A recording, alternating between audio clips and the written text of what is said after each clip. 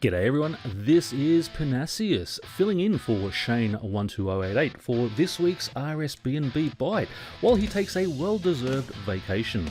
And this week we see a quality of life update week with improvements to the Elite Dungeons Dungeoneering.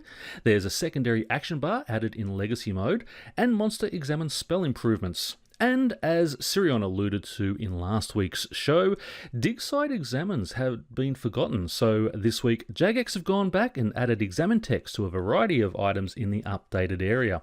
We also have RuneFest 2019 announced for the 4th and 5th of October, and a gentle reminder that Vic the Portable Trader will leave Solomon's Store on June 2nd.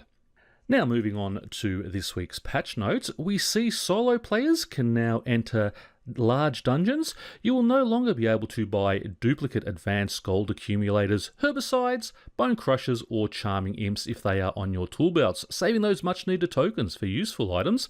And free-to-play players are now blocked from buying most items in Brill's reward shops, since most are useless to free-to-play. Moving on, and the Elite Dungeons reward shops have all been merged into one, and players can now unlock a bank chest upgrade for 750k tokens to allow banking inside the Elite Dungeons. This also grants a 20% chance at double loot on bosses in the dungeons. We see the safe spot abuse of Varak Lith has been fixed, and Spiky Rune Selvage is now dropped in noted form. The Monster Examine spell has also been reworked and is now shown in the minigame window, allowing players to actively monitor it during the fights, and has a variety of new information for you, including their hit chance on you as well as your hit chance on them. We have several quest and mobile patches, as well as an inconsistency in view info mode for the spring cleaner.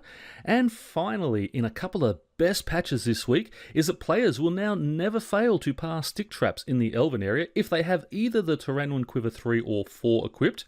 Using a summoning pouch while a familiar is active will now automatically renew that same familiar, and a slew of typo texts have been fixed.